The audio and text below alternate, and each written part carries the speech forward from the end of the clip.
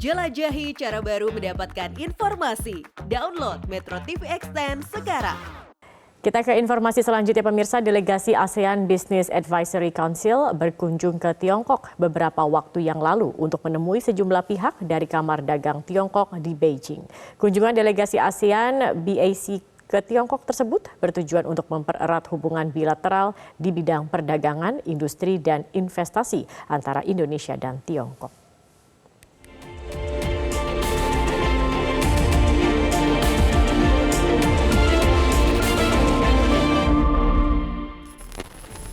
Delegasi ASEAN Business Advisory Council berkunjung ke Beijing, Tiongkok untuk melangsungkan sejumlah pertemuan dengan berbagai pihak, termasuk Kamar Dagang Tiongkok untuk mesin dan produk elektronik, Kamar Dagang Tiongkok untuk obat-obatan dan produk kesehatan, Lembaga Riset Center for China and Globalization juga bertemu Dewan Tiongkok untuk Promosi Perdagangan Internasional atau CCPIT. Dalam berbagai pertemuan tersebut, banyak hal dibicarakan, terutama bagaimana kedua negara dapat mempererat kerjasama bilateral di bidang perdagangan, industri, dan investasi di berbagai sektor.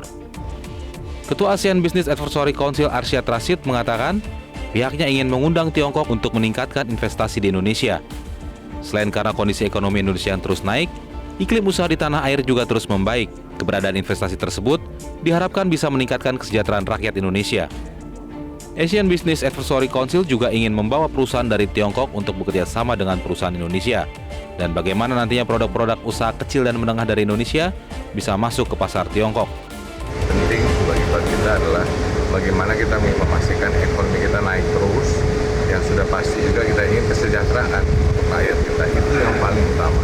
Nah, jadi dengan demikian kita coba juga melihat, tetap mengundang mereka untuk masuk, untuk berinvestasi, karena bukan apa-apa. Kalau kita bicara Indonesia Emas 2045, yang dimana kita harus keluar dari namanya middle income trap ya, ini kita harus bekerja sama, memasukkan namanya FDI, yaitu apa, investasi yang banyak di Indonesia, supaya lapangan pekerjaan. Kita punya manusia yang banyak sekali, 200 juta orang, dan ini menjadi concern kita, supaya memastikan ada lapangan pekerjaan untuk semuanya.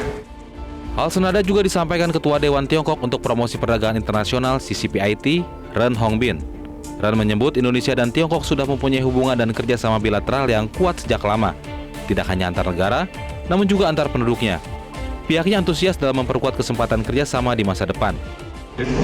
There is a very long-standing and traditional cooperation partnership between CCPIT and CADIN, and we would like to build upon on the already good basis to further cement and consolidate the bilateral economic and trade relations with our common efforts.